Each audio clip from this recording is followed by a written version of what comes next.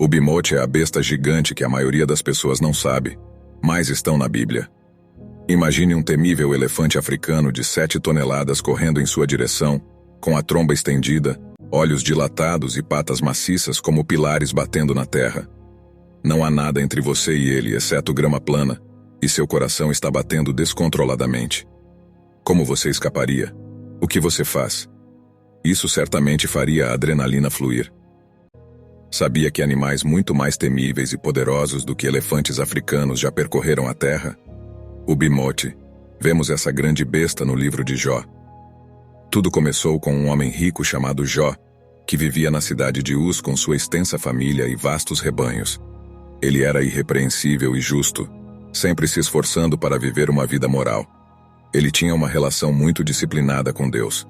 Deus exalta as virtudes de Jó para Satanás, mas ele argumenta que Jó é justo apenas porque Deus o agraciou com favores. Satanás desafia Deus dizendo que, se lhe for permitido causar sofrimento, Jó mudará e amaldiçoará a Deus. Deus permite que Satanás atormente Jó para testar essa afirmação audaciosa, mas impede que Satanás tire a vida de Jó. Jó recebe 4 relatórios em um dia, cada um notificando-o de que suas ovelhas, servos e 10 filhos morreram devido a invasores ladrões ou desastres naturais. Em meio ao seu sofrimento, Jó rasga suas roupas e se raspa, mas em suas orações ele continua louvando a Deus. Satanás reaparece no céu, e Deus lhe dá mais uma chance de provar o valor de Jó testando. Desta vez, Jó está lidando com algumas erupções cutâneas muito desconfortáveis. A esposa de Jó tenta convencê-lo a amaldiçoar a Deus, desistir e acabar com sua vida, mas ele luta contra ela e se esforça para suportar suas dores. Os acontecimentos na terra se resolvem a partir de algo que já ocorreu no céu, assim como há uma guerra na terra. Logo após um conflito no céu no livro do Apocalipse, Jó amaldiçoa seu aniversário, comparando a vida e a morte à luz e à escuridão. Ele deseja nunca ter nascido, e que seu nascimento tivesse sido obscurecido pelas trevas, sentindo que a vida só aumenta sua agonia. Jó fica perplexo sobre como um ser humano pode satisfazer plenamente a justiça de Deus, dado que os caminhos de Deus são misteriosos e além da compreensão humana. Jó é levado ao seu limite pelo sofrimento, e como resultado, ele se torna ressentido, ansioso e aterrorizado. Ele lamenta a injustiça de Deus permitir que pessoas ruins prosperem, enquanto ele e muitas outras pessoas honestas sofrem. Jó deseja confrontar Deus e protestar, mas não consegue encontrá-lo fisicamente. Ele acredita que a sabedoria está escondida da humanidade, mas resolve persegui-la temendo a Deus e evitando o mal. No final, Deus decide intervir. Em 36 ocasiões, Jó orou a Deus para conversar com ele. Seu desejo foi concedido. Neste ponto, ambas as ocasiões em que Deus se comunica com Jó ocorrem no meio de uma tempestade. Há muito humor na maneira como Deus o aborda. Deus lembra a Jó que ele é o Criador de tudo, percorrendo sua excelente atividade de criar e sustentar o mundo, perguntando a Jó se ele poderia igualar esse trabalho. Ele termina perguntando se Jó é capaz de julgar, dizendo que é impertinente para Jó acreditar que Deus deve se explicar a ele. Jó se sente muito pequeno. Eventualmente, Jó responde: "Não sou digno. Como posso responder a você? Ponho a mão sobre a minha boca. Falei uma vez, mas não tenho resposta. 2 vezes, mas não direi mais nada." Na segunda rodada, Deus não fala sobre si mesmo como Criador, mas sobre suas criaturas. O discurso está cheio de humor.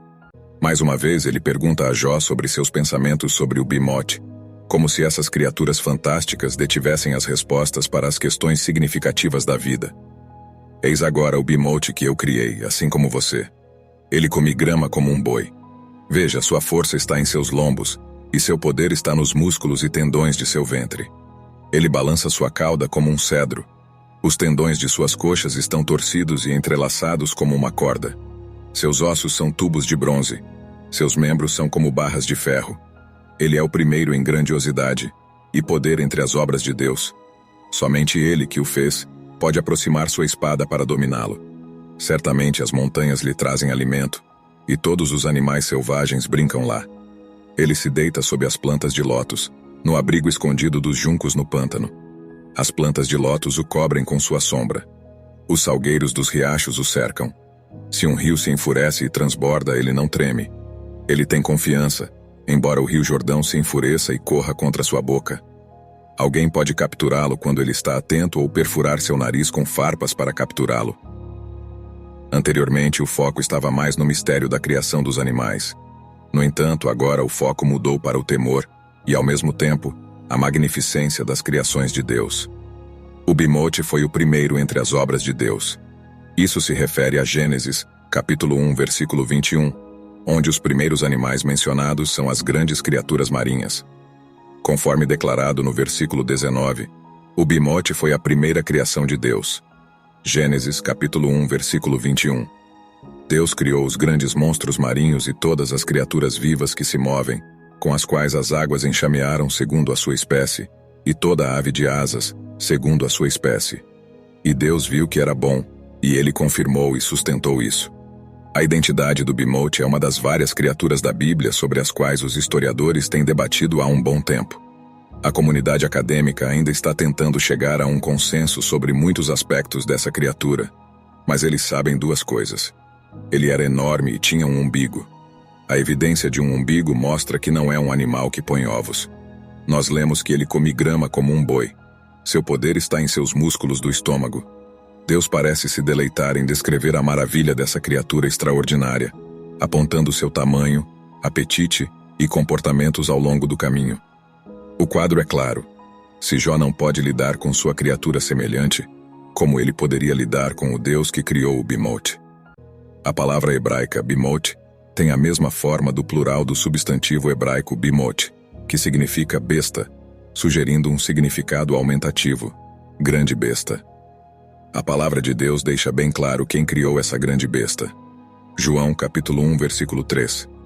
Por meio dele todas as coisas foram feitas. Sem ele nada do que foi feito teria sido feito. Já foi feito. Ele foi aquele que criou o bimote. Ele próprio não era um ser criativo. Em vez disso, ele era a fonte de toda a criação. Isso inclui a humanidade, os animais, os planetas celestiais e os anjos, todos visíveis e invisíveis. Sem ele, nada foi feito que foi feito. Não pode haver exceção possível. Se uma coisa foi feita, ele a fez. Como Criador, ele é claro, superior a tudo o que ele criou. Todas as três pessoas da Trindade estavam envolvidas na obra da criação. Deus criou os céus e a terra, e o Espírito de Deus pairava sobre as águas. Todas as coisas foram criadas por meio dele, Cristo, e para ele. Seria possível que uma criatura como essa vagasse pela terra com as pessoas? Era o Behemoth um hipopótamo? Muitas pessoas pensam que Deus tinha em mente o que chamaríamos de hipopótamo, uma das maiores, mais poderosas e perigosas criaturas terrestres do mundo. O hipopótamo era definitivamente conhecido nos tempos bíblicos, especialmente no Egito. Os romanos reduziram sua população devido a danos que causavam as colheitas. Mesmo que seja chamado de cavalo do rio, o hipopótamo está mais intimamente relacionado a porcos do que a cavalos. As mandíbulas escancaradas do hipopótamo fornecem uma imagem cativante. Ou era o bimote um elefante? De acordo com a maioria dos apologistas bíblicos, bimote em hebraico se refere a uma besta de 4 patas, que eles acreditam ser um elefante. Aqueles que preferem o hipopótamo o fazem porque o livro de Jó, capítulo 40, versículo 23, fala sobre a enorme boca do Behemoth, bebendo as águas rugindo do rio Jordão. No entanto, existem duas preocupações com essa teoria. Em primeiro lugar, o livro de Jó descreve o bimote como tendo uma cauda grande que se move como um cedro. Os elefantes têm caudas pequenas, fracas e parecidas com as de porcos. Em segundo lugar, Jó descreve o bimote como sendo tão massivo que o homem não pode controlá-lo. Ninguém pode pegá-lo desprevenido ou colocar um anel em seu nariz e conduzi-lo embora.